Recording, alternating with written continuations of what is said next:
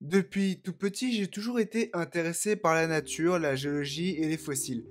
Ma passion ne date pas d'hier. Si on remonte dans le temps, j'ai trouvé mon premier fossile à l'âge de 6 ans, donc c'était un petit planorbe en Essonne.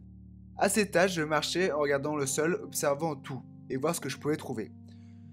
Comme beaucoup d'enfants de cet âge, je ramassais un peu tout ce que je pouvais trouver. J'avais la chance d'avoir une mère qui m'emmenait beaucoup au musée. Je connaissais le MNHN, donc le Muséum d'Histoire Naturelle de Paris, par cœur.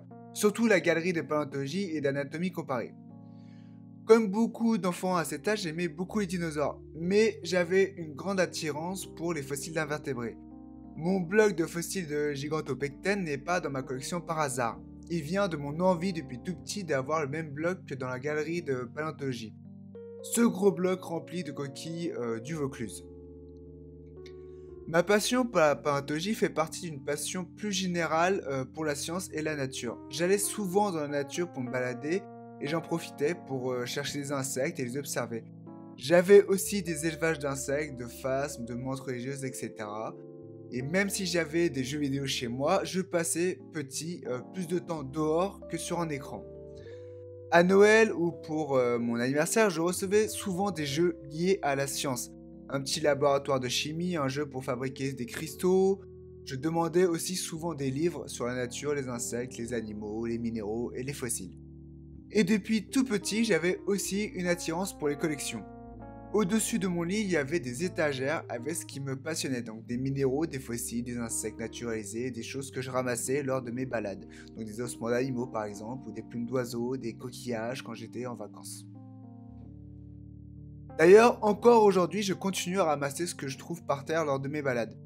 Je pense que vous l'avez compris, mais je me destinais vers des études scientifiques, et c'est ce que j'ai fait avec une licence de géologie. En grandissant, j'avais une passion un peu plus grande pour les minéraux que les fossiles. Je cherchais plus de minéraux que de fossiles. C'est les études en géologie qui m'ont remis dans la paléontologie. En licence, je m'intéressais plus à la paléontologie et à la sédimentologie qu'à la minéralogie et à la géologie en général.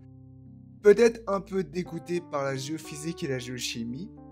Et donc j'ai continué mes études avec un master en paléontologie. C'est ce qui m'a réellement plongé autant dans cette passion.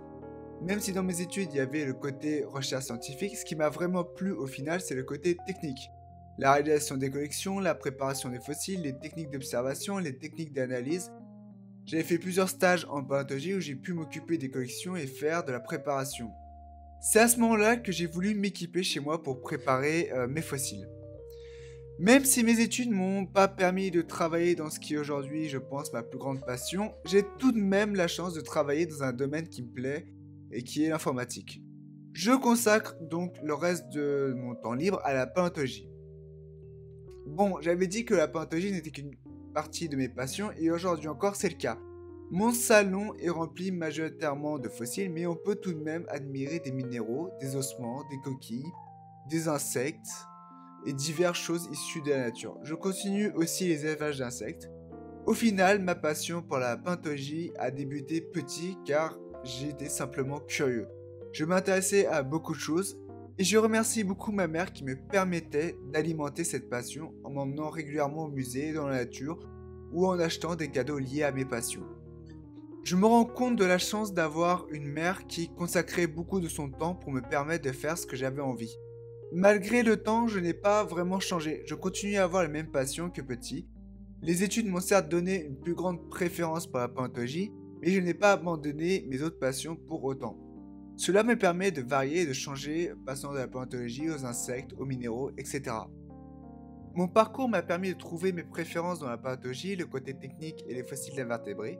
Je suis plus en fascination devant un fossile d'invertébré à corps mou que devant un squelette de dinosaure. Vous avez là un peu mon histoire de ma passion pour les fossiles et la paléontologie. Je ne sais pas si pour vous ça a été la même chose, je pense probablement que oui. Beaucoup de petits aiment les dinosaures et la nature, mais la majorité s'y désintéresse en grandissant, alors que d'autres restent passionnés. Si vous voulez partager dans les commentaires votre histoire sur cette passion et comment elle est venue, n'hésitez pas, moi ça m'intéresse et je pense que ça intéressera aussi d'autres passionnés. J'espère que cette vidéo vous aura plu et je vous dis à plus pour d'autres vidéos.